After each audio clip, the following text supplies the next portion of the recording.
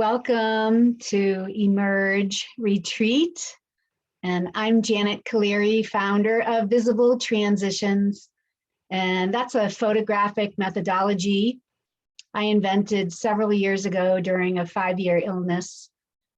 And basically it's using curiosity and a smartphone camera to help you go from stress to ease, anxiety to productivity, overwhelmed to overjoyed. One picture at a time. So I'm really excited to be here. Thank you so much for having me. I'm here in a little town called Truth or Consequences, New Mexico. And I'm recovering from a traumatic brain injury, hence the sunglasses. So I'll do my best to show my whole face and put my glasses on when I need to. Yeah, so Truth or Consequences, this little town I landed in February, and I just bought a home very unexpectedly and a puppy unexpectedly. And I'm sharing this with you because my expertise is in life transitions, and whether we deem them as happy or bad, there's always some level of stress or anxiety or overwhelm. And my aim is to help people enjoy, have ease and calm and joy and play during the process. Yeah, so with a traumatic brain injury, I definitely was not planning on buying a house or adopting a puppy, but I got here via my soul tour. So I'm still on my soul tour, and I want to share a little bit about my journey so that you understand what I'm talking about today, which is how to enjoy each other's differences.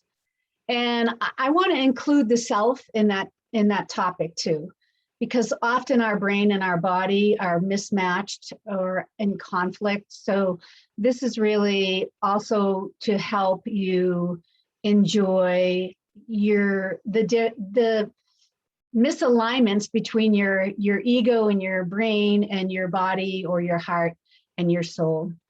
And in particular, enjoying each other's differences with your personal relationships and at work and globally. So this is going to be an interactive talk. I'm not going to sit here for an hour and talk your ear off. We are going to have a curious conversation because my aim is to give you as much value as possible.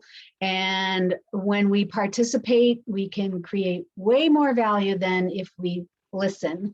So just listen. I'm not going to force anybody, but I'm going to welcome you into this curious conversation. And just a little bit about my background. So I was talking about this soul tour. So January of last year, 2020, long story short, I had these systemic life-threatening hives, and my throat was swelling closed one night. So I took myself to the emergency room and got drugged up, got sent home in the middle of the night, and a day and a morning later, I went unconscious twice and smashed my head in the front and then fell back and smashed my head and my spine and whatnot in the back. And that led to a TBI, traumatic brain injury. So I have sensitivity to screens and light and certain sounds. And you'll often see me out in public with my earplugs in and my sunglasses on, even though it might even be dark. And yeah, so this year on the 1-year anniversary of my accident, January 16th, I packed my car and I headed south. And what led to that decision is a question. And the question is, what is option 3? What is option 3? And you don't ask yourself this question. You ask something bigger than you, whatever that is to you, God, life, the universe. So I asked life, what is option 3? And option 3 takes us out of the duality. It takes us out of the black and white. So it's a restrictive, resistant state. And so I'm here today to share some of that with you about resistance and curiosity, and how curiosity leads the way in our relationships, and having harmony between us and harmony within ourselves. So I asked that question, what is option 3? You can see it written on my little board here. And a few days later, the answer was pack your car and head south. So at this point, I was in Northern California, up in Sonoma County, which I love. I have really amazing friends there. And I drove, I just kept driving south. I booked Airbnbs along the way. And then I landed here in Truth or Consequences, New Mexico. And we're known for our mineral hot spring baths. And as soon as I got to my Airbnb, I knew that this was the place for me to land for a while. And so I turned the Airbnb into a rental, this beautiful oasis. And I had a lot of time, not working much, to have another level of healing for my TBI. And the expansive skies and the earth have been super, super helpful for my healing. I feel closer to spirit and nature here than I have anywhere in my life. I'm from Boston. I've lived in many places. And so this house fell into my lap, and the little puppy fell into my lap. And if he wakes up, I'll bring him over and have him say hello. So this is the soul tour. It leads you to being aligned with your soul, being in harmony with your core essence nature and your gifts, your unique gifts to the world. And it helps you stay grounded and have, I want to say immaculate, that's the word that's coming, immaculate boundaries. I don't know why that word is here, because it's important to have boundaries for self-care. And that includes shutting off social media or not watching TV or the news, for example. So that's just sort of a quick story about why I'm here. This talk, Enjoying Each Other's Differences, is a talk I've been doing for the last year. I actually named it Accepting Each Other's Differences. And I wanted to go one step forward, one step beyond that, because yeah, the idea is to accept each other's, and especially our differences. However, let's enjoy each other. It doesn't mean you've got to spend time with people you don't want to spend time with. However, if you're thinking about these people that you're irritated with, you have energy leaks. So your energy is going out instead of here. And we want all our energy here so we can be present with the people we love, with the people we work with the people we're supporting, and present enough to offer our own unique gift to the world. And so I'm going to show you today a way to do that. And first, I want to talk about the state of transition that we're in globally. And there's no going backward. So that doesn't mean we've lost our beliefs, all our beliefs or values, or the structure. It's just we're not going back to the way we were. We are seeing many systems are immature. Many of them have been broken from the get-go, so I'm going to use the word immature. And I'm using this example, this global example, because we're all in this right now. We're on different boats, but we're in the same storm. So the global massive changes as a result of what I call corona apocalypse. And apocalypse is the unveiling of the truth. So I'm calling it Corona Apocalypse, and integrating all these big changes into our own personal transitions with ourselves, with our primary relationships, work, career, community. We've all been required to make incredible adjustments in order to maintain and sustain and live in integrity with our souls and our values. I just want to check to see if anyone else is coming in. Okay. Okay. Okay.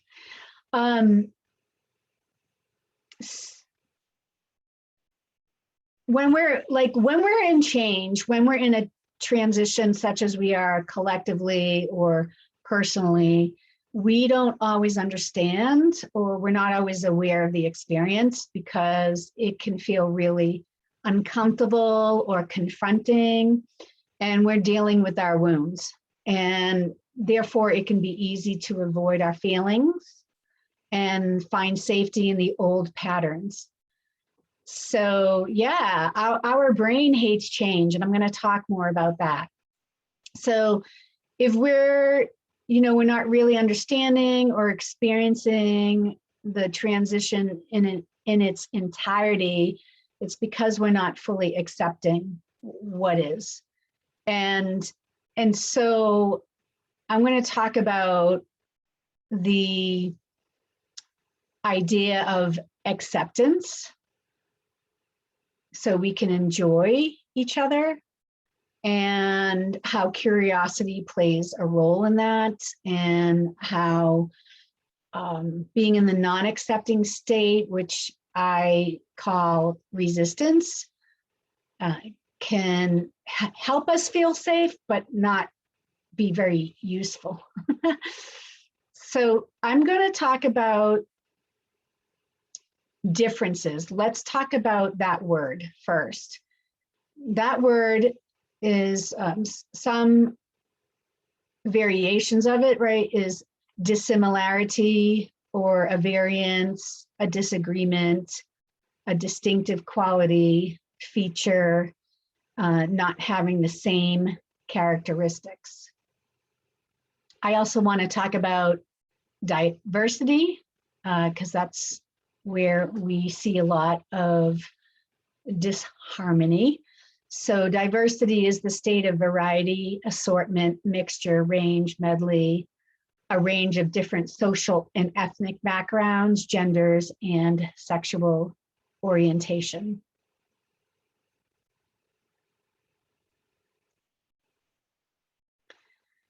I spoke a little bit about duality or non-duality. So the idea is we want to get to a place of non-duality, that place of acceptance, that place of neutrality, where we can honestly and sincerely listen and see what's there, rather than perceive the person or the world through our context, the context of our beliefs and opinions and conditioning and experiences. We want to create a new lens, looking through a new lens where we can really see what's there. So duality, we need duality in order to exist. And creation demands the polarities in order to maintain its ecological and existential equilibrium. We would also not yearn or strive for wholeness or unity if we didn't have duality. However, we need not live in a dual mindset. So that's what I'm talking about today. Of course, we need black and white and light and dark and night and day and small and big for comparisons, right? And existence. But again, we don't need to live in duality in our mindset. And through our context, especially with our assumptions and opinions and attachment to beliefs, we can create a lot of duality within ourselves and with people we relate to. And this can cause us to have disharmony amongst our differences. So other types of duality: body, mind, feminine, masculine, yin, yang, order, chaos, intuition, logic, internal, external, receptive, creative, illusion, reality, absolute, relative. Maybe it would be great if some of you would write some examples of duality in the chat. I mentioned a few, and if some of you want to write in the chat box some examples of duality, it could be politics, whatever it is.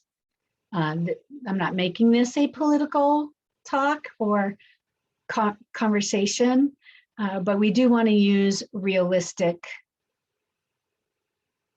experiences.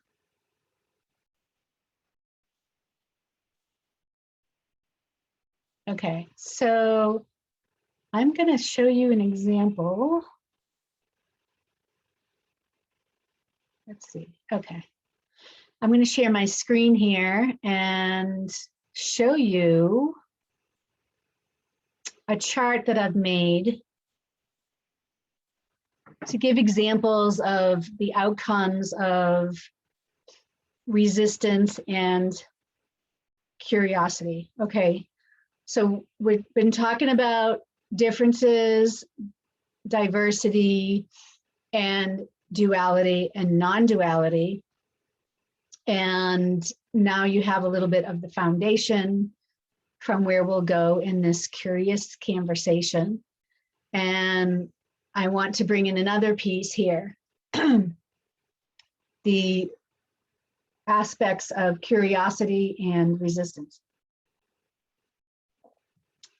or acceptance and resistance. Okay. Okay, so this is a chart I made called the outcomes of resistance and curiosity. So that duality is the resistance and the acceptance is curiosity. From resistance, we can go into the dual space. From curiosity, we go into the accepting space. These are some examples of outcomes of curiosity. So especially as adults, we tend to lose that playful wonder state. And I'm here to encourage you to bring that back into your life if it's gone, or amp it up. And you'll see how well you do with being unattached to what people say, or unattached to the news, or this conflict on social media, or maybe your kid's room is a mess. So this is going to help you get into, hello, Tatiana. Hi, welcome. Welcome. So this curiosity is going to help you move into a really calm, easeful, joyful state where there's learning and connection. I mentioned ease. Curiosity really helps with resilience, vitality, joy. You are in an observational versus an assumptive or opinionated view. It leads to harmony and feeling spacious rather than contracted. It leads to understanding, and as I mentioned, acceptance. And over here with resistance, that's that dual mindset, and where we think our opinions are truth, and our assumptions are truth, and even our beliefs are truth. And it often creates lots of contention with ourselves and with others. So this is resistance.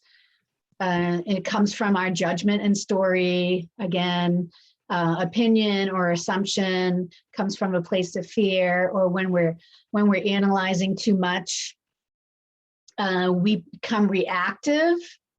So rather than curious, we become reactive. And oftentimes we can put up a wall with people.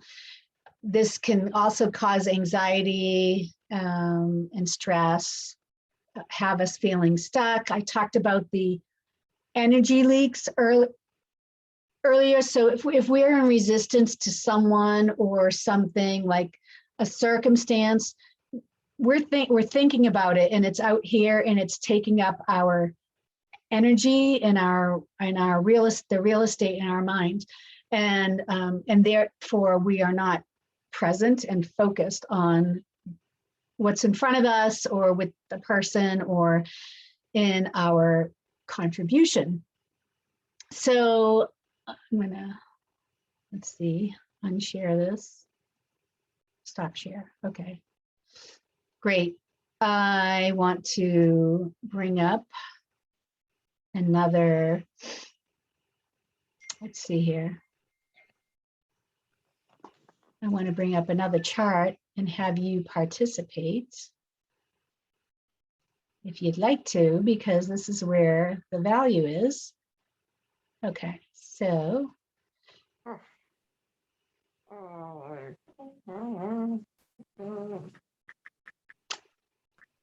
Tatiana?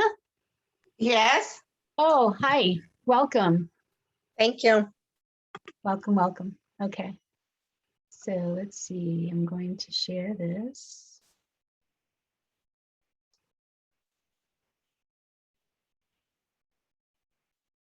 Okay, so here's the same chart, and what I did is I left some of my examples, and if you would like to either put in the chat box or come off mute and join this conversation, share what some examples of when you're in a state of curiosity and acceptance, or share some examples of when you're in a state of resistance.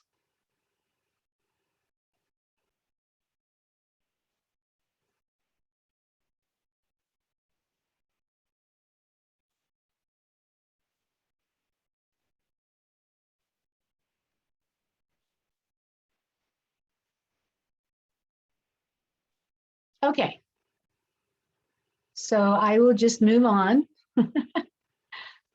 And we'll just move on.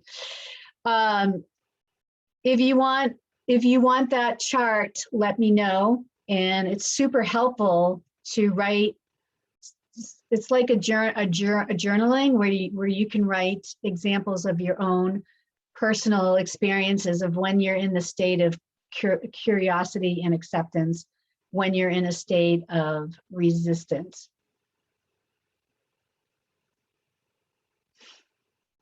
Okay. I want to talk a little bit more about resistance. So this is all leading to how we can enjoy each other's differences. First, we got to work on, look at the self. Often when we're triggered, feeling triggered and irritated and resistant, it's really about ourselves. And so it's important to look here first, and with empathy, with compassion, with playful curiosity, not analyzing or criticism. So the resistance, I want to talk a little bit about that. There's this teaching called the 3 R's: resistance, resentment, revenge. And it's one of the most limiting and self-destructive thought processes and paradigms we got going on. It's a perpetual circle. And if you're aware of your resistance and your resentment and taking revenge, then it's actually a key to having favorable or unfavorable experiences, relationships, and overall well-being. Resistance often leads to resentment, which often leads to revenge. And resistance I talk about often, again, because for me, it's the opposite of acceptance, and curiosity is the key to getting to acceptance, getting through, dissolving the resistance and getting to a place of acceptance.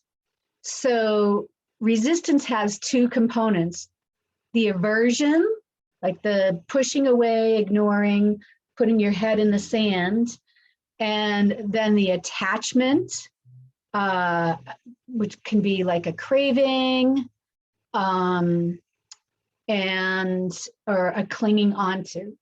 Either way, resistance is not accepting what is. It's fighting life as it is.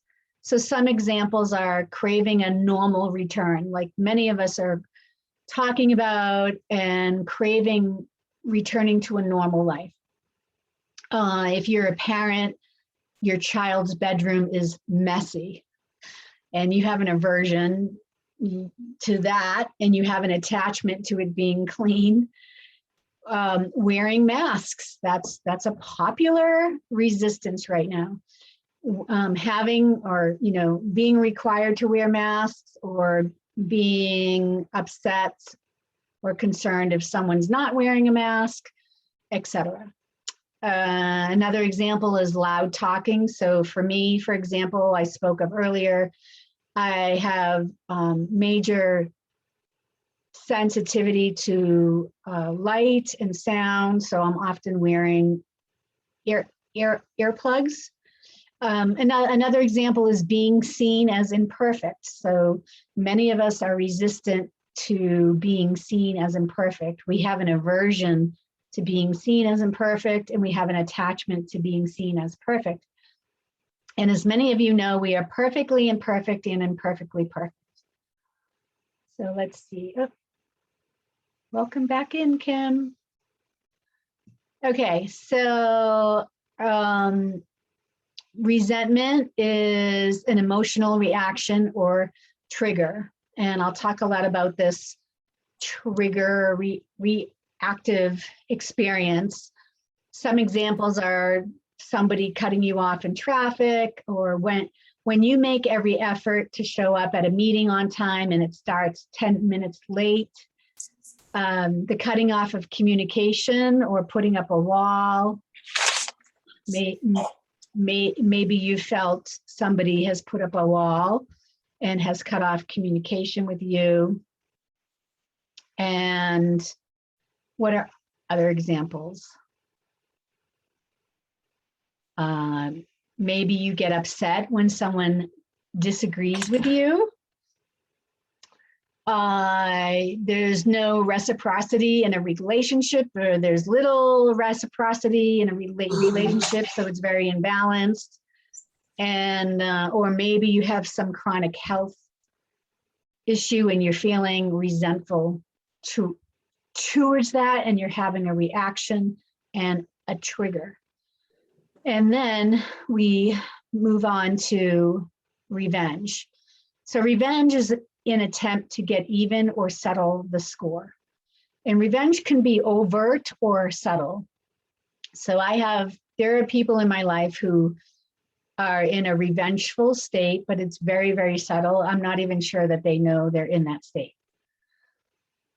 So some examples are an employee taking more time at lunch because they feel it is owed to them.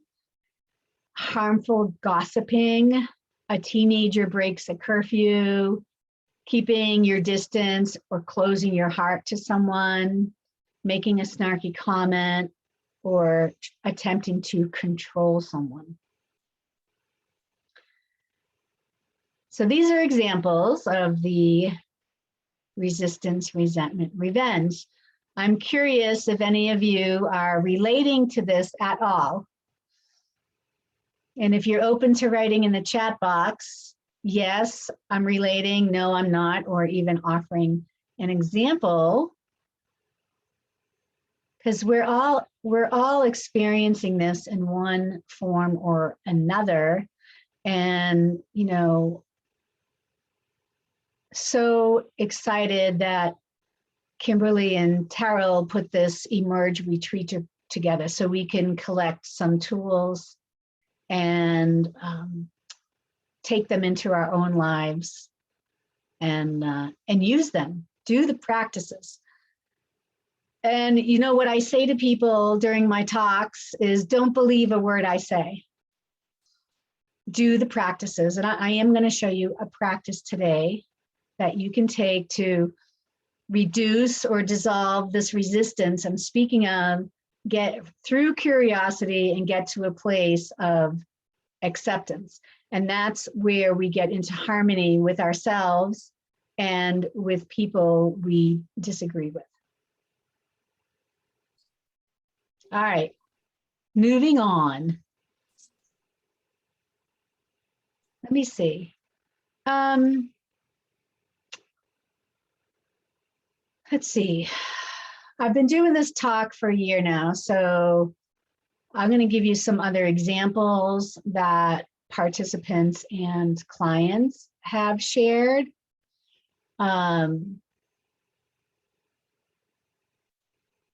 When they talk about, you know, having trouble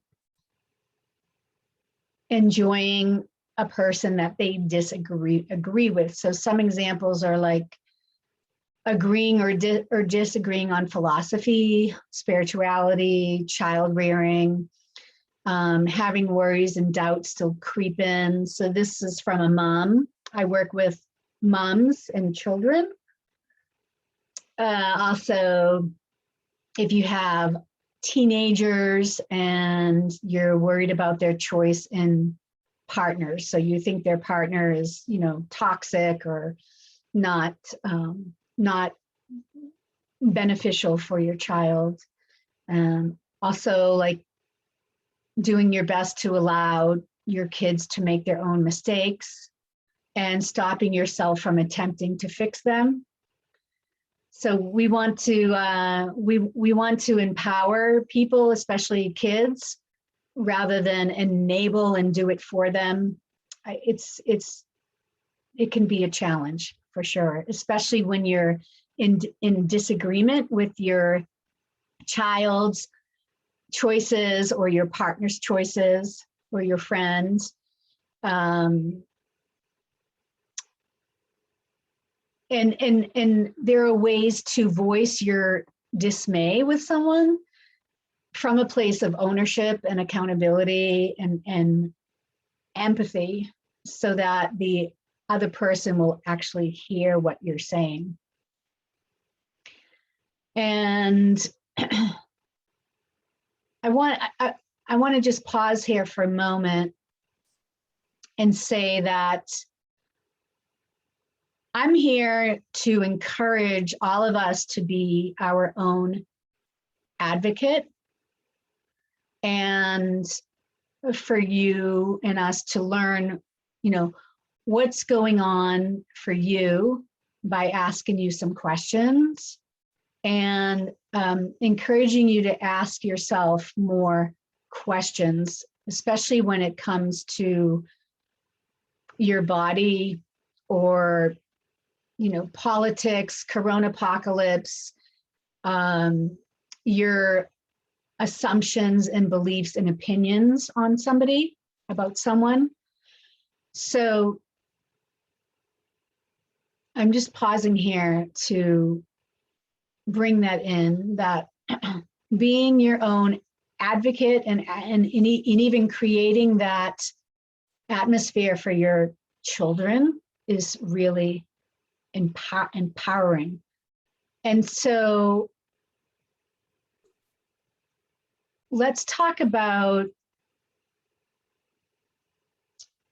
curiosity and the benefits of that. And then I'm going to show you my neutrality practice. So curiosity, and I've done lots of talks on this, and there's a talk on this with one of my clients on my YouTube channel. And she was a victim of the wildfires in California. And she and her husband lost her home. their home, and then that made her aware that she was in a abusive, unworkable marriage, and I helped her move on carefully from that marriage, for which she is grateful. She's learned so much about herself, and so she has used curiosity in her healing, her trauma, and is now an author of several books, and got to go to England for a year and write, and actually now is living in New Mexico and has a beautiful partner, and her life is working quite well. So curiosity helps to put you in this state where you communicate more effectively, and you feel more confident with yourself and your loved ones. You develop emotional intelligence. So that's what my process does. It helps you develop emotional intelligence by learning to easily diffuse these emotional triggers, and thus you're being present with yourself and loved ones. And curiosity dissolves the resistance we've been talking about. It leads you to being a neutral observer. So remember the context of your beliefs, assumptions, opinions. This leads you to being a neutral observer. So you're not looking through those masks, and you're looking at things more objectively. So curiosity helps you also, therefore, come into a place of acceptance. And I'm talking about acceptance of what is instead of fighting it. And I'm not saying that when you come into acceptance, that means you're in agreement with someone or something, or that you believe what you see or hear. It helps you to not avoid, and it helps you not to cling on to what no longer is. So curiosity helps avert the reactions, the triggers, and open you to sincere listening and connection. And it also allows our reactions. It allows us to be reactive, because showing up in our humanness is vital to our well-being. So again, there's not an attempt to avoid emotions or feelings or avoid reactions. This is an attempt to have you be in full acceptance of your own humanness and the humanness of others. And the more you practice, the less reactive you are, and the more harmony you have. So you can confidently meet conditions that trigger the resistance and the tension with enhanced awareness and alignment. So there's tons and tons of benefits of curiosity. I have a whole list, and then when you add a smartphone to this process, it accelerates all the benefits. And again, I mentioned it helps you look through a different context. I mentioned that the brain hates change. So the brain hates change, and it's our job to help the brain get on board with the change. The change could be a new habit of listening. It could be a new habit of communicating. It could be a new habit of, changing where you live. It could be a change in career. It could be a change in your health. And our job is to help our brain feel safe, because otherwise we have that resistance. And we're not enjoying the process. And life changes are fundamental. They're always going to be here. So globally, we're in this massive change of COVID and masks and vaccines and non-vaccines. And I just see people attempting to be right and thinking their opinion is true and thinking their assumptions are true and thinking their beliefs are true. And it just creates friction. So when we use curiosity and we take pictures, and I'm going to show you how, we can activate new neurons in the brain. In that part of the brain, the hippocampus, we can create a happy campus. This part of the brain supports new habits and patterns and mindsets, and it dissolves conditioning. So all this conflict comes from our conditioning, that context. Did I mention also that when you take pictures with intention, you stimulate dopamine and serotonin? So those are the feel-good chemicals. Curiosity and taking pictures combined builds resilience and helps you enjoy almost every step of the way during change. It also helps to de-escalate trauma and enhances creativity. So I'm going to show you one of my 3 processes, and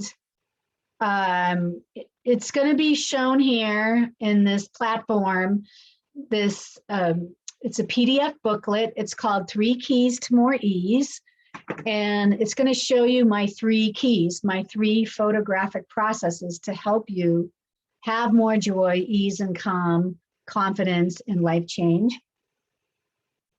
But also in the day-to-day, you can use this to have harmonious connection with people, even when your opinions are different and your beliefs are different, and a person is assuming something about you and you're feeling frustrated that they're assuming rather than asking you questions. These photographic processes are going to help with all of that. So there's a link here, and it's called 3 Keys to More Ease, and you can download that. And I want to show you one of those processes, and it's the neutrality process, the neutrality practice. I've talked about this resistance and acceptance and the curiosity, how it can get you from the resistance to the acceptance. And so we want to neutralize all of these opinions and stories and assumptions that we have about ourselves, someone, the world, so that we can really truly be with what is and see what's there, the truth of what's there. And that leads to the calm and the ease and the joy, and puts us in this parasympathetic state. So that's the nervous system state where we're calm versus the fight or flight. When we're in resistance, we actually go into fight or flight. And we wonder why we're stressed and anxious and overwhelmed. Okay, maybe I'll use this picture here. Okay. What I want you to do, if you want to come off mute and join, or you can say it to yourself, I'm going to show you a picture. So here's the practice. I'm going to show you an image, and you're going to say, type the first thoughts, reactions that come to your mind. And that's just the first step, and there's no right or wrong. Do not attempt to monitor or manage your, oops, that's not the one I want. So sorry, hold on. Okay, first thoughts, opinions, reactions of this image.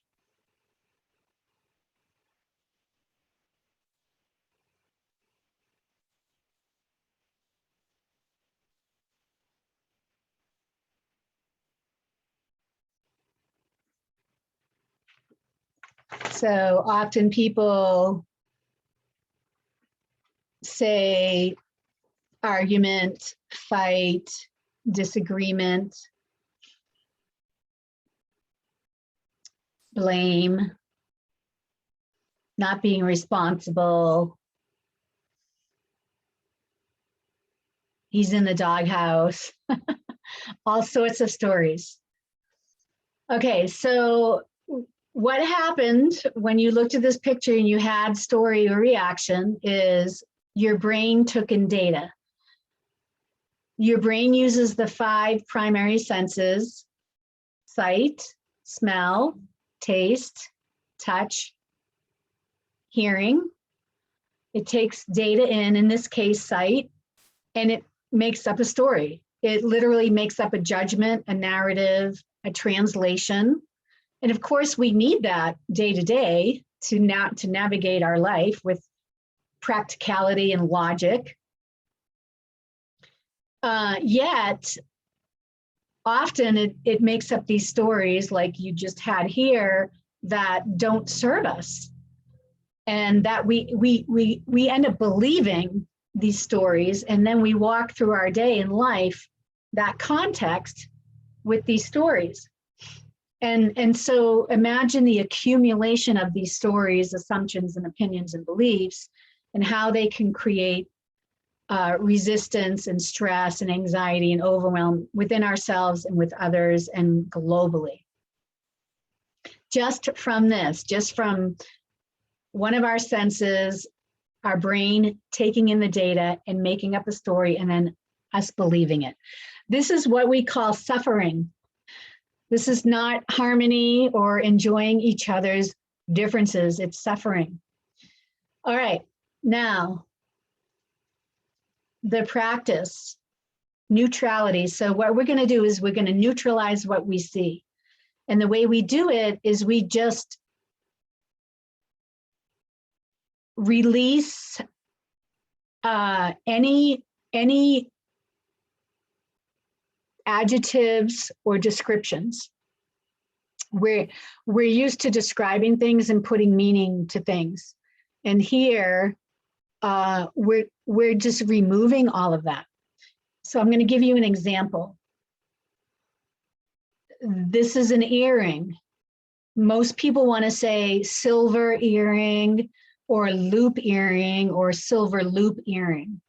That silver and loop are descriptions. So we're removing all the descriptions and we say earring. So now you go ahead and you don't have to say it out loud to yourself or in the chat. What do you see here without giving any meaning?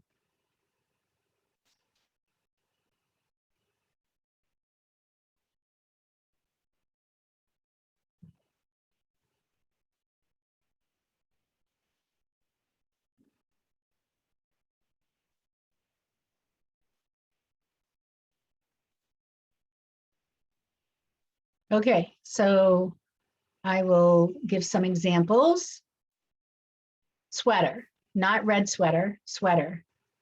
Hair, not shiny black hair. Ear, eyebrow, eyelashes, eye, nose, nostril, lip, chin, cheek, necklace, finger, finger, palm, nose, eye, eyebrow, hair, ear, lip, chin, hair, skin, neck, shirt, finger, hand, couch, wall, fingernail, shadow, shape.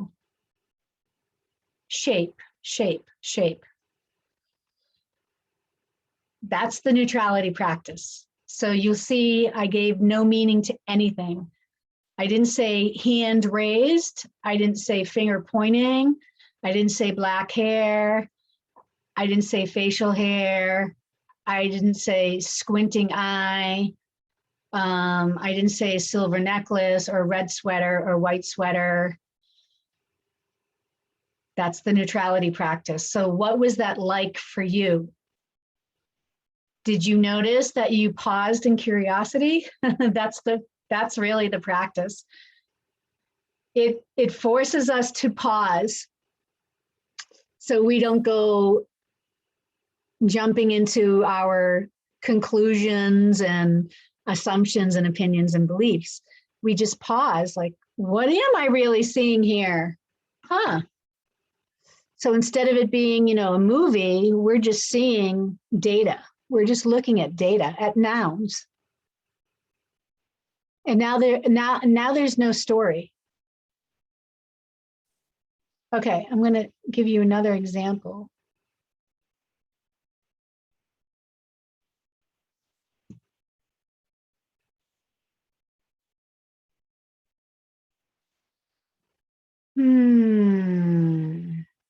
Let's do this since we're on the topic.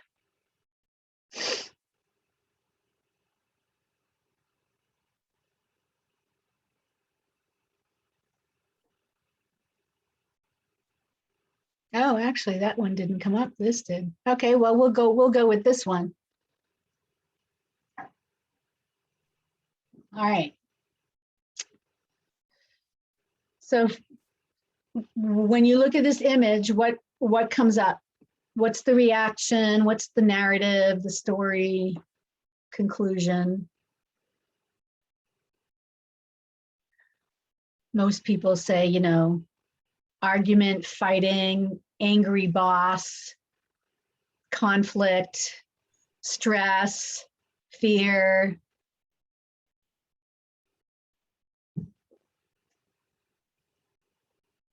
Whatever your narrative is fine. It's just a what is. Your brain is looking at an image, looking at something, and it's making up a story. That's our conditioning.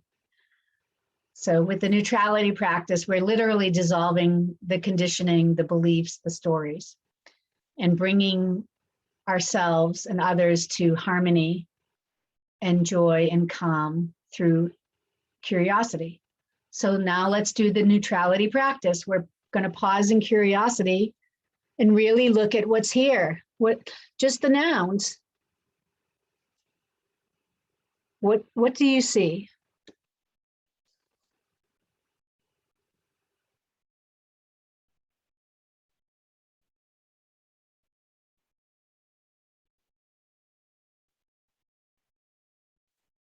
Okay, great. Hair, eyebrow, forehead, eye, nose, mustache, lip, ear, chin, neck, shirt, finger, hand, arm, lip, teeth, nose, eye, eyebrow, shirt, pants, pen, paper, glass, liquid. So not a water glass or water. We don't know what's in that really. So glass, water, pen, not woman holding pen, not women. We just say people or human. Not screaming, just teeth, lip, not even open mouth. Okay, here, window, wall, watch, table, shirt. All right, so again, we have neutralized the story and the belief of the story. So this is how you get to a place where you are not triggered, especially with someone's opinion or words or belief or choices. Someone that's different from you, someone that you disagree with. This is how you get to be with somebody in their humanness and they get to be with you. If you take the lead, if you take ownership of your relationship with yourself and others in this global corona apocalypse, ownership meaning your context in which you view it or them, you are going to find so much harmony with you're going to find and create so much harmony within yourself and with others. So I want to give you a couple of examples. I don't know how many years ago it was now, 4 or 5 years ago when it was the election. And I was in Boston giving some talks and workshops, and I went to dinner with one of the participants who was a chiropractor. So she was self-employed too. And she and I had a 3-hour conversation on why she voted for so-and-so and I voted for somebody else. So we voted for different presidents. And we're both self-employed females, and we listen to each other. I learned so much from her being a chiropractor, self-employed chiropractor, and why she was choosing her president. And she learned so much from me why I was choosing this one. And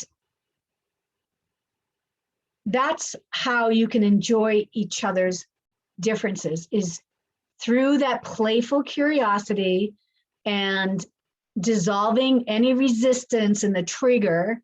You can be with someone and their humanness and yours, and you can listen and learn. You might not learn, you probably will.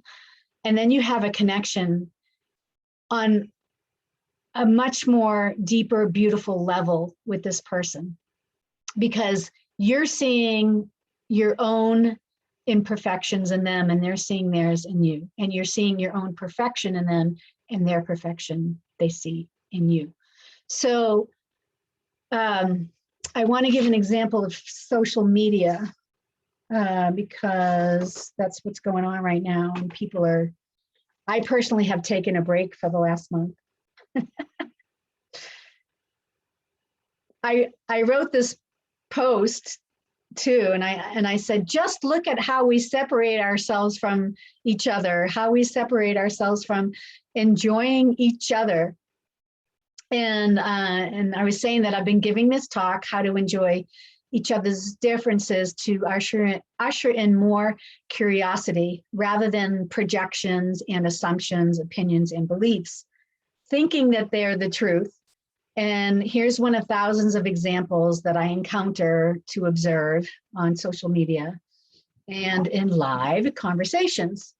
So this person responded to me or reacted to me and said, Janet Kaleri, you really don't understand how immunity systems work, do you? So I think they were attempting to pretend that they were being curious and by asking me a question, but you notice the question wasn't really a question, it was a projection. You really don't understand how immunity systems work, do you? Jesus, lady. And then he went on to say that we build, that I'm wrong for thinking that we can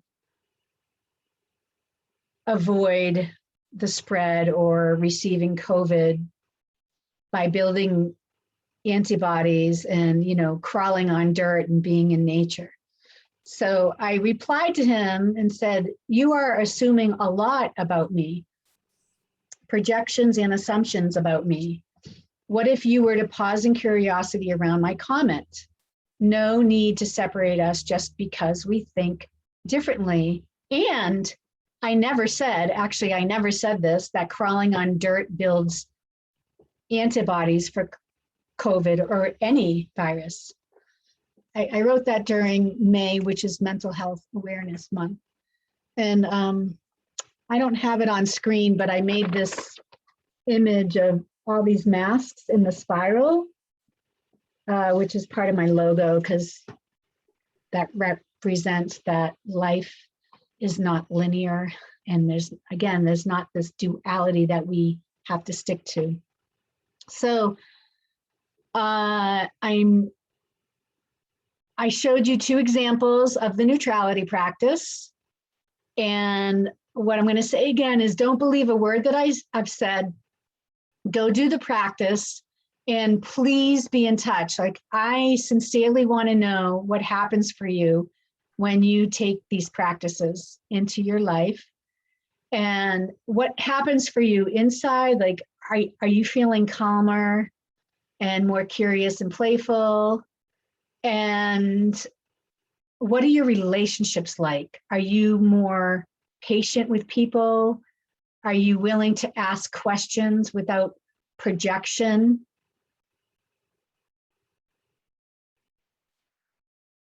Are you willing to ask questions without assumptions. And I'm going to leave you with this.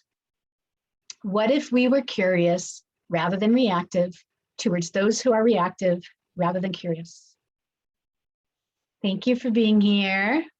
Thank you so much for this platform, Emerge, Retreat. I trust you got some value today, and please be in touch. All my information is here. Thanks again. Stay curious.